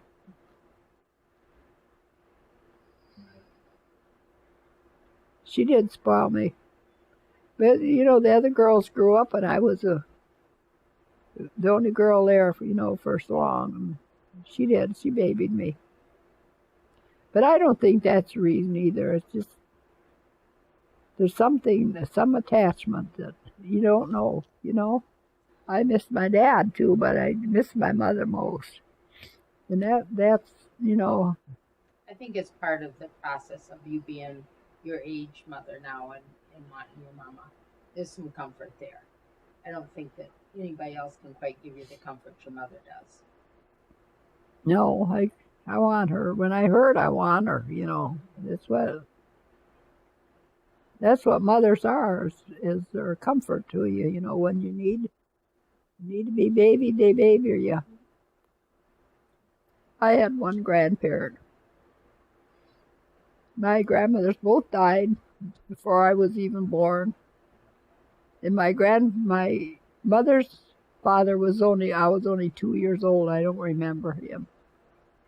I know what kind of a person he was. I know he was the kind of person that I would love, if he just stayed, because he loved my mother. He loved his daughters. He loved his children. He was another big love person. He was. Now, he cried over my mother when I was born because she was in pain. That's the kind of person he was. So I know I would have, if I could have had him growing up, I would have loved him. But I only had one grandfather that I knew, and I loved him. He was my grandpa. I wouldn't share him with anybody. I was selfish. I told the other girls, he's my grandpa. Grandpa Caswell, mother? Yeah. Okay. Yeah, he was my grandpa. I was 16 when he died. He left me, when he died, he left me my grandmother's ring. One thing I'd like to tell everybody is, like I said, is to have your heart full of love. That's the most important thing. And respect and love your country. And that's important. If everybody would respect the government and work for the best of it, but some of them are greedy. You can't be greedy. Greed destroys the world too. If you're greedy, you got to be able to share. Yeah, be able to share and love. Of course, that goes with love, sharing too. If somebody next door needs a piece of bread, you give it to them. That's what it's all about, sharing. Somebody comes to your door and raps and wants to... I remember when I was a kid growing up, we lived next to the railroad. Railroad run right through our property. And every once in a while there would be a hobo come along. But I remember a hobo coming. And he asked my dad, could he sleep in the barn? And my dad said, no, you can't sleep in the barn, but you can sleep in the house. And he took that man in and my mother gave him a meal and he gave him a bed to sleep in. He said, if I left him sleep in a barn, he might burn my barn down. So he let him sleep in a house. What more would I want to accomplish in my life? I don't know. I think I lived a full life. I think I've done everything I wanted to do. I don't think that there's a whole bunch more I can do. The only thing I can do now is just continue to love my family and pray for them. I do that every day. You're still shaping. You're still shaping your family. That's right. I mean, just by talking with us today, you're still accomplishing. You're touching so many people's lives. Right. If they come to me and want advice, I give them the best I know how. You know what I think is best. Well, I hope I made an impression on my family. That's my message to you. Love is the most important thing.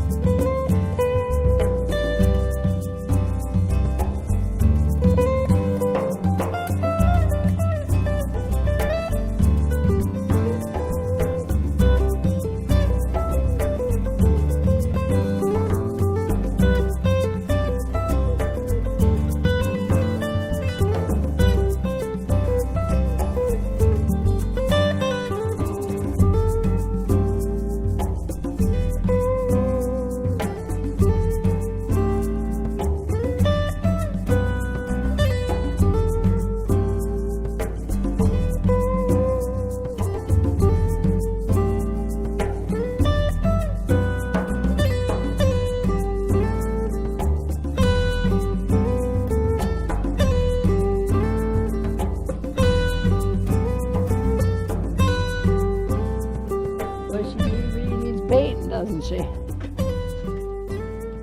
That's all my planters on the porch.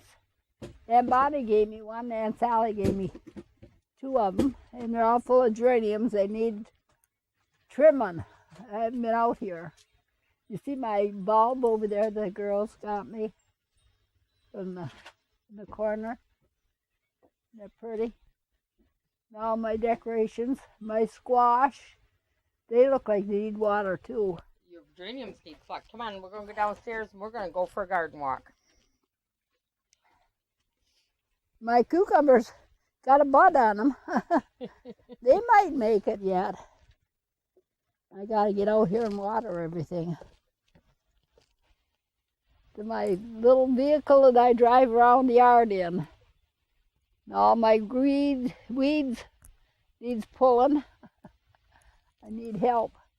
See, my pond looks pretty good, George, for not being able to take care of it that much. I think it looks pretty good. Needs a lot of trimming, though. Dead stuff. And this is my black caps.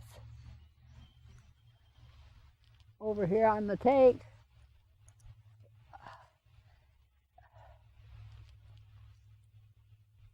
I don't think there's any left on the vines, George. I think they're all gone.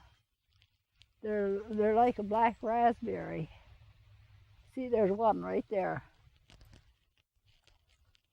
There's one.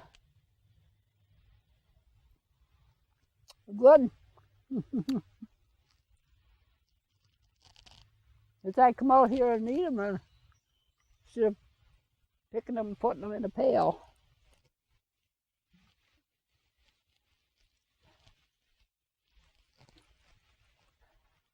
And look at that old milkweed. I think that's what it is. Those little pink flowers just come up by their own, aren't they pretty? They're beautiful.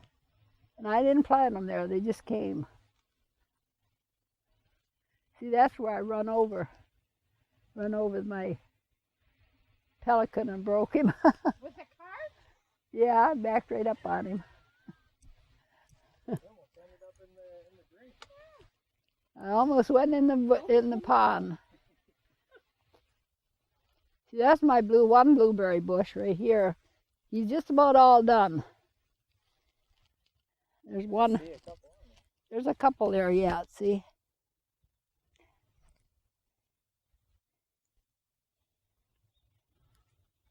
Here. There's some on this bush, George. Here. I'll give you a good one. That was a little one. Give you a nice big one.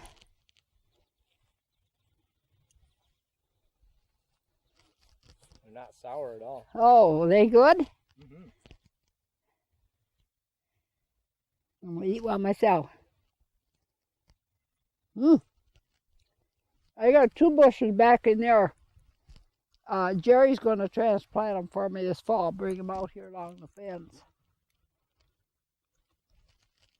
And just the beginning of my else garden, it don't look good right now.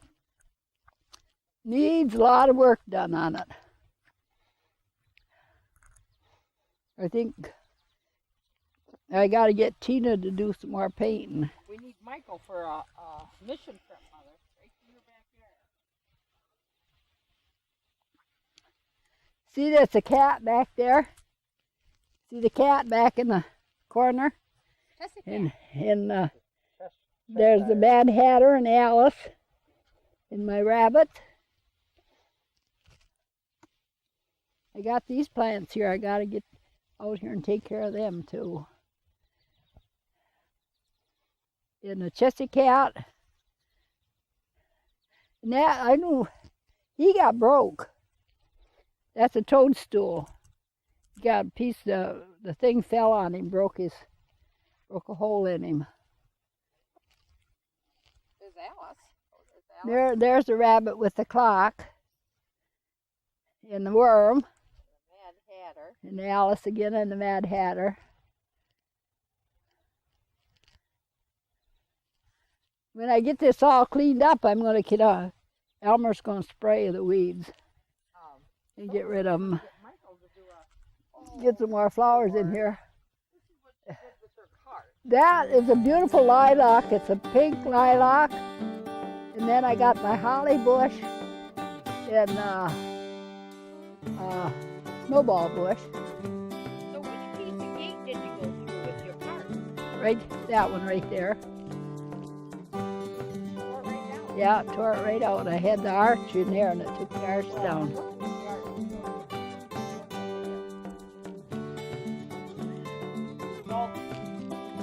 See all my planters I put around the edge?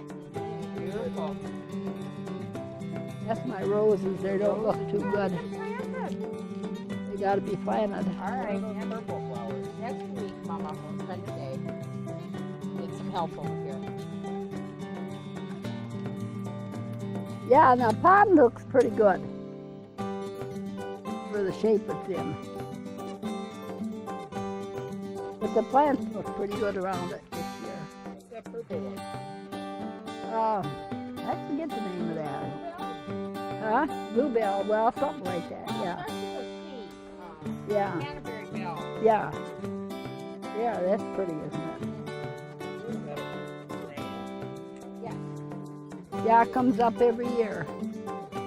Pretty everything I got in here comes up every year. My water lilies are in bloom, some of them. There's my fish, some of them showing, see? I got 7 left, I think.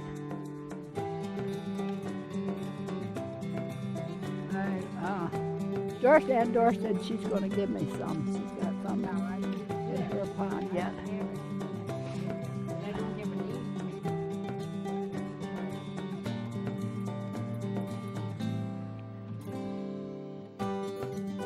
But there's a lot of work to do out here. I got to get out here and cut all that dead head off.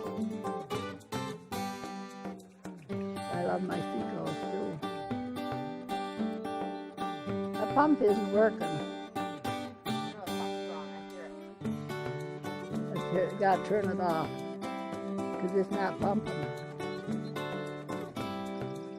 I love my big old chicken.